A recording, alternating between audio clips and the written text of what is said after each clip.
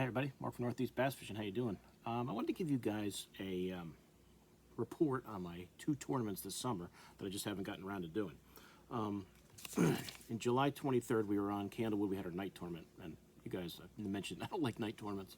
In August, we were on Lake George in New York. Originally, it was supposed to be Candlewood Lake, but we got bumped from there, so we went to Lake George instead. So let me just try and remember back in July and August. Well, the August one's easy. Remember the night tournament and how things went. I didn't win either tournament, but I was kind of in the middle of the pack on both of them. I think I was 9th, maybe 10th on Candy in the night tournament, and on Lake George I might have been 7th or 8th. Two totally different types of fishing, obviously. But for the night tournament, it started great.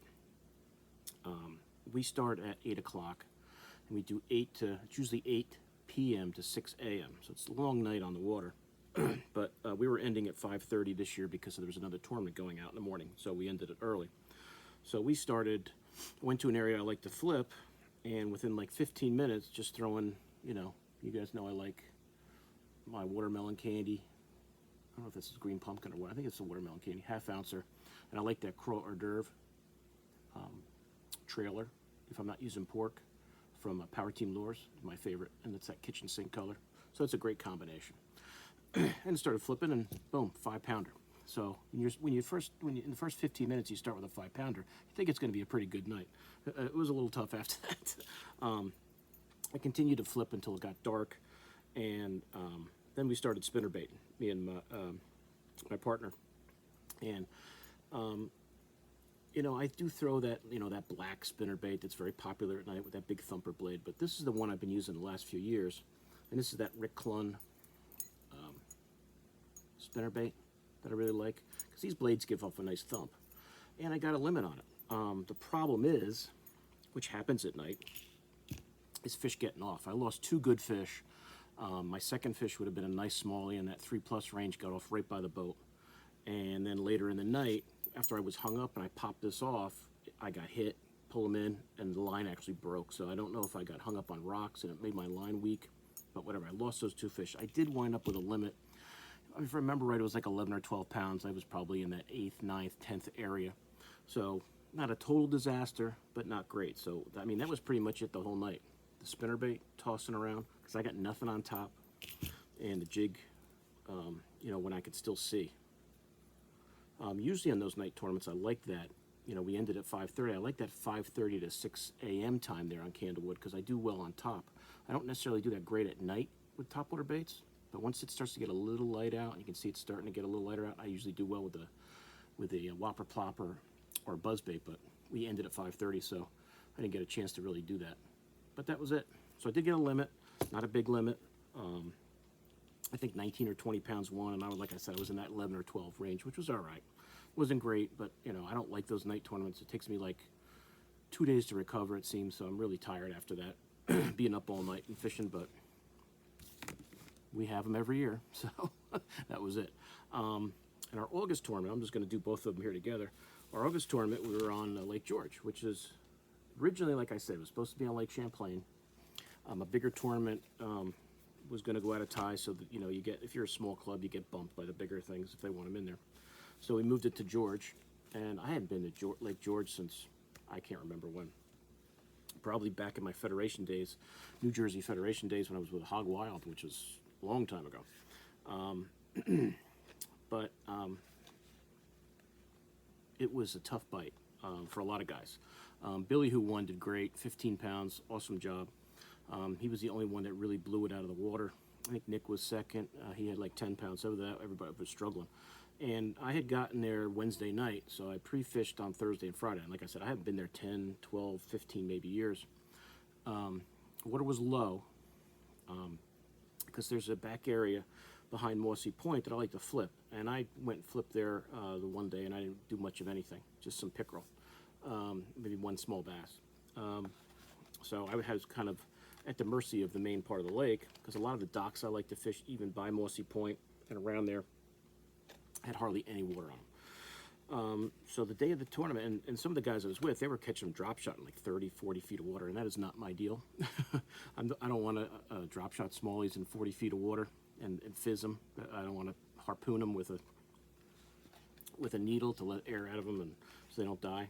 I'd rather not do that. So my partner Eddie and I went back in that area that I mentioned earlier, in back by the, if you go out of Mossy Point and to the right, there's a big marina there. And my goal was to just go there. I'm going to flip that whole marina with my jig, see if there's anything there. If not, I'll pull out onto the main lake and start working some areas where I caught some smallies. But like I said, on Thursday and Friday, pre-fishing, caught a ton of fish, drop shot and Ned rigs and stuff, but they're all small. I don't even think they were 12 inches. I might have had 2 or 3 that were barely 12 inches. Most of them were 10 inches, but you know, you could catch a fish on every cast drop shotting, but they were tiny. So we went back into the marina, and I did catch one. I caught a smallie actually back there. You know, not a big one, but a keeper. So at least I knew I wasn't going to get skunked. We worked that whole thing, Eddie and I, and that was it. We got the one fish. So we went out into the main lake, and the wind really started to blow. And I went kind of down mid-lake to some humps that I liked, and there was some shoals and some rocks that were out, kind of off the bank, surrounded by really deep water. So we're kind of fishing around. I'm throwing, you know, some topwater stuff. I'm throwing a fluke, and I just kept, with this wind, I'm thinking I gotta go to spinnerbait. So I wasn't throwing this one. I prefer this one more at night. I was just throwing the 38 special, and I tied that on, and I got 2 keepers. I got a nice smallie and a nice largie. Unfortunately, the wind didn't last. If that wind stayed blowing all day, I probably could have done well, because the largie was nice, the smallie was a good one, but after that wind died down, that bite kind of went away. And I worked it a while there. We went in some islands and back in a couple coves, and we were just kind of fishing and talking, and really nothing much going on. A lot of small fish. Eddie was throwing a Carolina rig, and he kept catching, you know, he was catching fish, but they're all small. We started working back towards the ramp at the end of the day, and I caught a nice smallie on a trick worm, and he got off at the boat. If I got him in the boat, I probably would have been in the top 5, because, like I said, after the top 2 guys that had limits, everybody else was very low weights. But that was it. I had 3 keepers, and I think I finished like 7th, so you could tell how bad, or not bad, how tough the bite was. But if you've never been to Lake George in New York, it is crystal clear water. And I had, like I said, I haven't been there in so long. My guess is those fish are out suspended in deeper water, and they're hard to catch. It's hard to find quality smallies drop shotting in 20 or less, at least for me. So that was it. So that was my 2 tournaments. So we have, I think as far as AO Angler of the Year goes, I'm like in 3rd or 4th. The first 2 guys have a pretty good lead. It's going to be hard to catch. I think Andy and John, they have like 140 some odd points. I'm in the 130s, me and Bill and maybe somebody else. So top 6 probably, unless I totally stink it up in the last 2. Angler of the Year, those guys are really going to have to, you know, fall off the, you know, and not catch anything practically. But our next tournament is October 1st in Saratoga, which I usually do well at, so we'll see how that goes.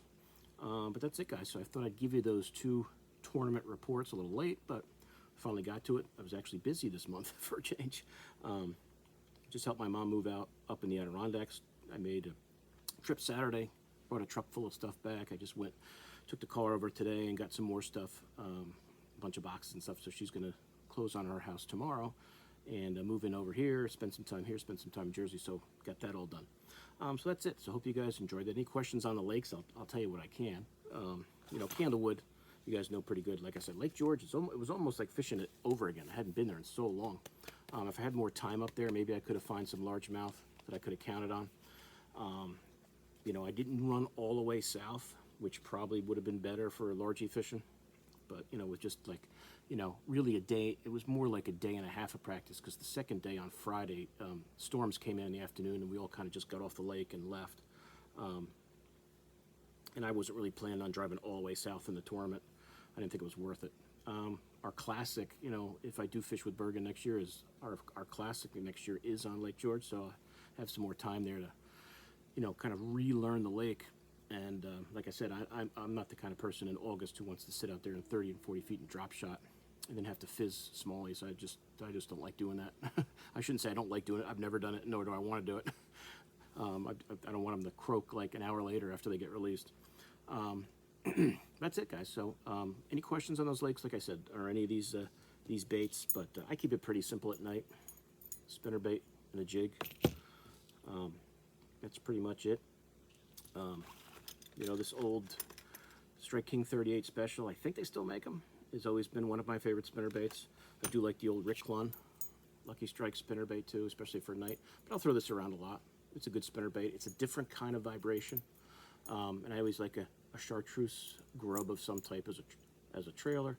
And I always put that trailer hook on there. Sometimes, I mean, I use red ones and just regular ones too. Just regular nickel color. That's pretty much it. So the baits aren't really that, you know, nothing out of the ordinary here. And these I just make myself. But that's it. So any questions, let me know. And I'll see you guys soon on YouTube. Mark out.